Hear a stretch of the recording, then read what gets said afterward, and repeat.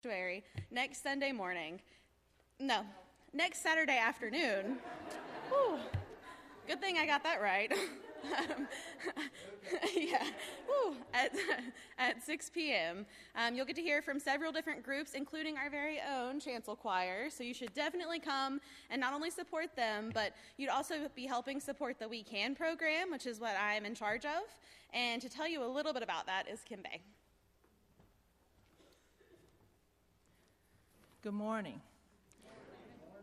Several years ago, a representative from the WECAN program spoke to our congregation like Laura just did. At the time, our children were still living at home with us, but I thought this might be something I would be interested in doing one day when I had the time to devote to a child other than my own. Then again in the spring of 2014, another representative spoke to our congregation. It was then that I knew it was time to get involved. That day, he told us about children who have never had the opportunities that many of us take for granted. For example, he said some of these kids had never seen a movie at the theater. That statement stuck with me, for you see, in May of 2013, my 4-year-old great niece, my sister's only grandchild, was killed in a car accident. Not long after her death, my sister told me that she had never taken the time to take Delaney to a movie and how she regretted that. I took this to be a sign pointing me in the direction of the WECAN program. Before the representative left the church that day, I told him I wanted to be a mentor. By July, all the paperwork, the letters of recommendation, the background check, and the fingerprinting had been completed. He called to tell me that he had narrowed his search for my mentee to 3 girls, a 14-year-old, a 12-year-old, and a 4-year-old. This was my second sign that I was doing what I was supposed to be doing. I chose the 4-year-old. The day I met Abby, who was being raised by her great-grandmother, I was so excited and so nervous. We pulled up in front of her apartment, and there she stood, all dressed up with her hair fixed just right.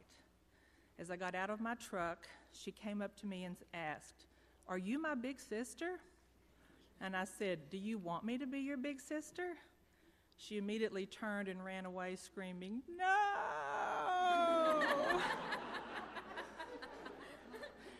So I thought, okay, Lord, I thought this is where I was supposed to be. But this is just a little setback, and we got through it. By the end of that first day, we had been to Sweet Frog, McDonald's, jumped on the trampoline, met all my pets, and she couldn't get close enough to me.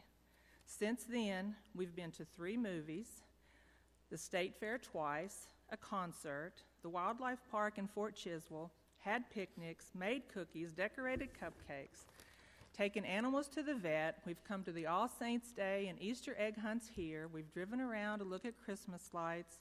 She took swimming lessons from Betsy, and this past year she was an upward cheerleader. She also started dance class last fall and will be dancing in her first recital this June.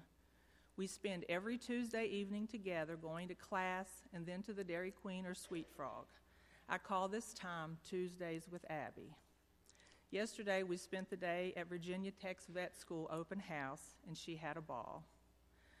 I know without me in her life, she would not have had the opportunities to do the things we've done.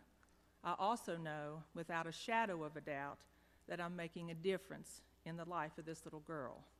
And that little girl is making a difference in mine. Thank you.